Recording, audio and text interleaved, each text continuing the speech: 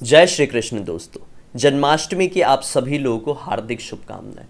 दोस्तों, जन्माष्टमी के शुभ अवसर पर मैं आप सभी लोगों के सामने एक ऐसी अनसुनी कहानी लेकर आ गया हूं जिसके बारे में बहुत ही कम लोगों को जानकारी होगी। ये कहानी सीधे सीधे जुड़ी हुई है श्री कृष्ण और महारथी कर्ण से। ये कहानी है महाभारत के युद्ध के उस 17वें दिन की जिस दिन कर्ण की मृत्यु हो गई थी। जी हाँ, कर्ण महाभारत के एक ऐसे योद्धा जो कि महाबलशाली थे, महादानी थे और महादानी का दर्जा श्री कृष्ण ने ही कर्ण को दिया था। कर्ण के साथ मृत्यु तक कभी भी न्याय नहीं हुआ, लेकिन कर्ण हमारे हमेशा चहीते रहे हैं। सूर्य पुत्र और कुंती पुत्र होने के बावजूद भी उन्हें जीवन भर सूत पुत्र ही सुनने को मिला।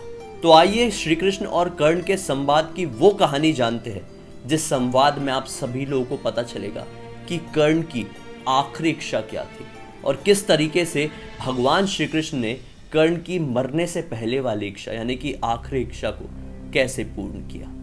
दरअसल ये बात शुरू होती है महाभारत के 17वें दिन से, जिस दिन अर्जुन और कर्ण का भीषण युद्ध चल रहा था। दोनों तरफ से लगातार बाणों की बारिश हो रही थी।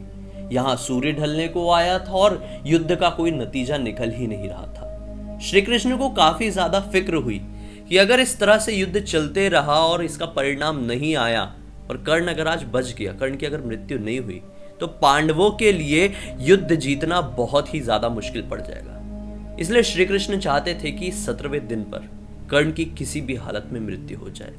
लगातार युद्ध चल ही रहा था कि अचानक से श्री कृष्ण, जो कि अर्जुन के ही सारथी बने हुए थे, उन्होंने अपना रथ चलाना शुरू कर दिया। कर्ण को पीठ दिखाकर वो रणभूमि छोड़कर जाने लगे।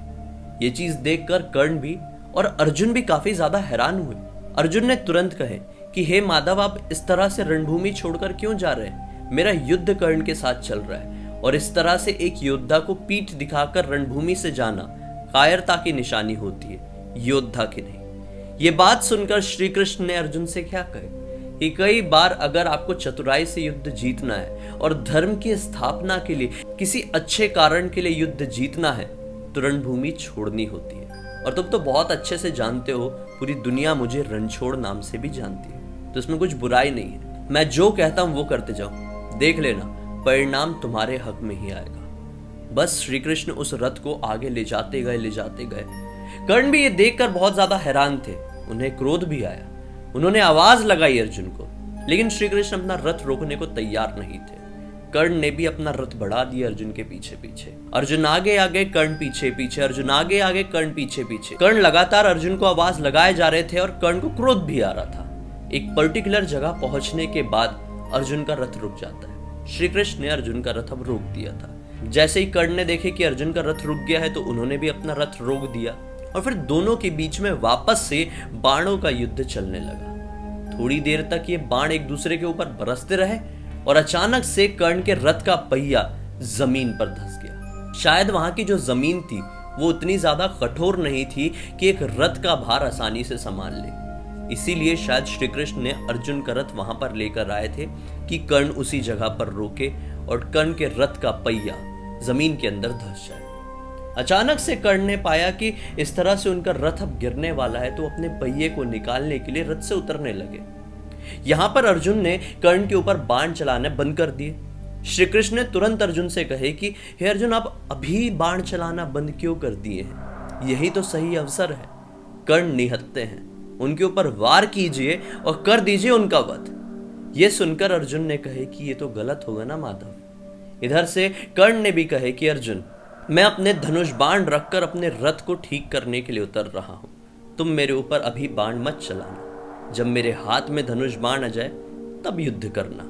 इधर दूसरी तरफ श्री कृष्ण लगातार अर्जुन को कह रहे थे, युद्ध जीतना है तो प्रहार करना होगा। कर्ण निहत्ता है, तभी तुम प्रहार करोगे तो जीत पाओगे। मेरी बात मानो। दानवीर कर्ण का वध अभी अंजलि का बाण की मदद से कर दो। ये बात सुनकर अर्जुन ने ज्यादा कुछ नहीं सोचा, सीधे अंजलि का बाण निकाला और कर्ण के ऊपर प्रहार कर दिया। उनका यह बाण जाकर सीधे कर्ण के गले के बीचों बीच लगा, जिस वजह से कर्ण धराशायी हो गए। अभी उनके धीरे धीरे प्राण निकल ही रहे थे। यहां पर पांडव सारे खुश हो चुके थे। खुशी खुशी में अर्जुन ने श्री कृष्ण से कहा कि देखे माधव, आप जिसे महारथी दानवीर कर्ण कहते थे वो तो इस तरह से हमारे बाणों से धराशायी हो चुके हैं, उनकी मृत्यु हो रही है। और इस तरह से सभी लोग खुश होने लगे। श्री कृष्ण समझ गए कि अर्जुन को घमंड आ चुका है, अर्जुन को सही चीज दिखानी होगी। अर्जुन को तुरंत ही श्री कृष्ण ने कहे कि कर्ण दानवीर ही नहीं बल्कि महादानी थे। ये चीज सुनकर अर्जुन को क्रोध आ गया कि हे माधव, आप कैसे कर्ण को महादानी कह सकते हैं? वो तो महारथी कहलाने के भी काबिल नहीं है। जब द्रौपदी का चीरहरण हो रहा था तब कर्ण ने ही उन्हें अपशब्द कहे थे भरी सभा के बीच में। जब अभिमन्यु को इतनी निर्दयता से मारा जा रहा था तो उनमें से एक कर्ण भी थे। ये चीज सुनकर श्री कृष्ण कहते हैं चाहे जो कुछ भी हो अर्जुन, कर्ण महादानी तो थे। फिर से अर्जुन को क्रोध आया और अर्जुन ने कहे कि ठीक है, आप ये बात साबित कर दीजिए, मैं भी मान जाऊंगा कि कर्ण महादानी है। तुरंत ही श्री कृष्ण ने अपना भेष बदला, एक ब्राह्मण के रूप में आए और मरते हुए कर्ण के पास पहुंचे। बोले कि मेरी पुत्री का विवाह होने वाला है, मैं आपके पास एक दान की कामना से आया हूं। ये चीज सुनकर मरते हुए कर्ण ने क्या बोले कि अभी तो मैं पूरी तरह से निहत्था हूं, मैं उठ भी नहीं सकता, मैं चल भी नहीं सकता, मैं किस प्रकार से आपको दान दूं? मैं सच्चे मन से आपको दान देना चाहता हूं, लेकिन अब मेरे हाथ कुछ भी नहीं बचा है। तभी ये बात सुनकर ब्राह्मण बने श्री कृष्ण ने क्या कहा कि आपके पास अभी भी कुछ है जो आप मृत्यु से पहले मुझे दे सकते हैं। कर्ण को कुछ समझ में नहीं आया। ये चीज देखकर ब्राह्मण ने तुरंत कहे कि आपके पास है सोने का दांत, अगर आप मुझे वो सोने का दांत दे देते हैं तो मेरी पुत्री के लिए बहुत बड़ी मदद हो जाएगी। कर्ण ने कहे कि ठीक है, बाजू में एक पत्थर पड़ा हुआ है, वो पत्थर उठाकर मेरे मुंह में प्रहार करो और वो दांत टूट जाए तो लेकर जाओ, मुझे कोई आपत्ति नहीं है। फिर ब्राह्मण ने कहे कि दानी ही दान देता है, जो दान मांगने आता है वो कभी अपने हाथों से नहीं लेता है। तब कर्ण ने बड़ी पीड़ा के साथ वो पत्थर को उठाया और अपने मुंह पे प्रहार कर दिया, जिस वजह से वो दांत टूट गया और उस दांत में खून भी लगा हुआ था। जब कर्ण ब्राह्मण को वो दांत देने लगे तो ब्राह्मण फिर रुक गए। बोले कि आप इस तरह से मुझे एक दूषित दांत देंगे, खून से लगा हुआ? कर्ण ने बोले ठीक है, आप मेरे पास आए हैं एक दान की कामना के साथ, मैं आपको खाली हाथ नहीं लौटाऊंगा। कर्ण ने तुरंत ही बाजू में पड़े हुए एक बाण को उठाया और गंगा माता का आवाहन किया। गंगा माता की वजह से वहां पे पानी की बौछार प्रकट हुई और कर्ण ने सोने के दांत को धोया और ब्राह्मण को दे दिया। अब ब्राह्मण अपने असली रूप में आए, जो कि कोई और नहीं श्री कृष्ण थे। श्री कृष्ण और कर्ण की ये सारी चीजें देखकर पांडव और खासकर अर्जुन काफी ज्यादा लज्जित हुए। लज्जा के मारे अर्जुन ने तो अपना शीश झुका लिया था। खुश होकर श्री कृष्ण ने बोले कि कर्ण, मैं तुमसे बहुत प्रसन्न हूं, क्या चाहते हो मांगो, क्या है तुम्हारी आखिरी इच्छा? तब जाकर कर्ण ने श्री कृष्ण से कहे कि हे माधव, मैं आपसे केवल 2 वरदान चाहता हूं। पहला वरदान कि मेरा अगला जन्म ऐसी भूमि पर हो जो आपकी भूमि हो, जो आपका राज्य हो, वहीं पर मेरा अगला जन्म हो। और दूसरी कामना, मेरा अंतिम संस्कार एक ऐसी जगह पर हो, एक ऐसी भूमि, एक ऐसी जमीन पर हो जहां पर बिल्कुल भी पाप नहीं हुआ हो। और ये कहकर कर्ण अपने प्राण त्याग देते हैं। सभी लोगों को फिर पता चलता है कि कर्ण कोई और नहीं बल्कि पांडवों के बड़े भाई थे। पांडवों को फिर काफी ज्यादा दुख होता है।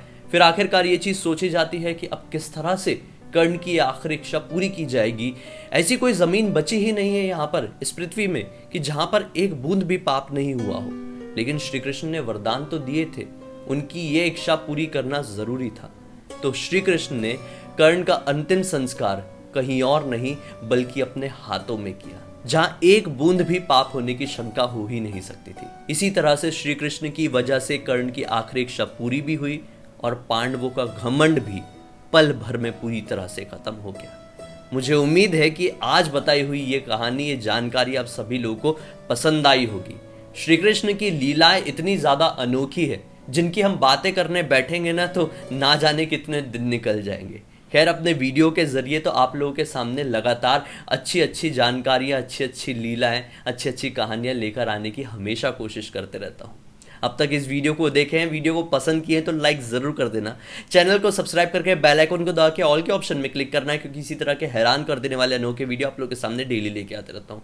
इंस्टाग्राम की लिंक इस वीडियो के डिस्क्रिप्शन बॉक्स में मिल जाएगी, भाई क्लिक करके डायरेक्टली वहाँ पर पहुँच जाना। आप लोगों के पास भी कोई भी कहानी या टॉपिक है तो लिख भेजना, हो सकता है हमारा अगला वीडियो यानी कि ब्लडी सत्य का या ब्लडी टैक्स का आप लोगों की कहानी या टॉपिक के साथ ही बन रहा हूँ। चलिए हम कल फिर से मिलेंगे, बिल्कुल कल ही। तब तक के लिए बहुत बहुत धन्यवाद। आप लोगों का दिन शुभ हो। जय श्री कृष्ण।